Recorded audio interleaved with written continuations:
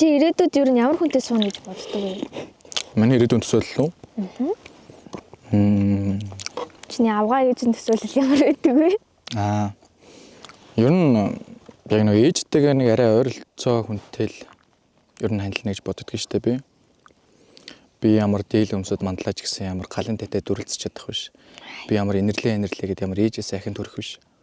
Тийм учраас нэг ээж шиг л хүнтэй нэг хандлах юмсан даа гэж боддог. Гоё хэлэх юм аа. Нэг сайн хоёр хүний ард сайн ихнэр байдаг гэдэг шиг. Ер нь сайн хүнтэй л амьдрах юм бол тэгээд бусд нь бол тэг аяндаа болно доо гэж боддог шүү дээ. Тийм ер нь ихнэрөө тудлаа ярихгүй.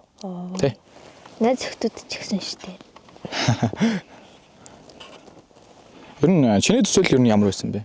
Би яг ингэж амьдрын, тэгж амьдрын. Байсан бэ биш байгаа вэ? Байгаа вэ. Ер нь эд хүүхэдтэй болно. Тэгээд тийм хүний төсөөлөл өгдөг шүү дээ. Тий. Би ямар ч 4 хүүхэдтэй болно гэж боддог. Хөө. Юу хөө. За.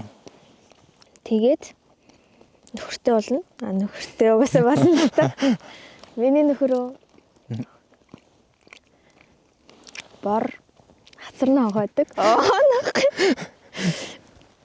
Мэдхгүй зүгээр л гоё халамжтай тэгэл ойлгодог. Би хэлсэн шүү дээ нөгөө замд явж байхдаа. Эрэгтэй хүн 3 үг хэлж яхад болно гэж. Тэрийг сурсан уу? За. Тэг. Аваа гэдэг. Аваа. Энэ 3 үгийг л хэлж яхад ер нь тэгээд айл гэр болчихно дөө. Тэгэл их нэгчин байнгын нэг л хөвгтөд чинь байнгын нэг л чааж жаргалтай явчих шүү дээ.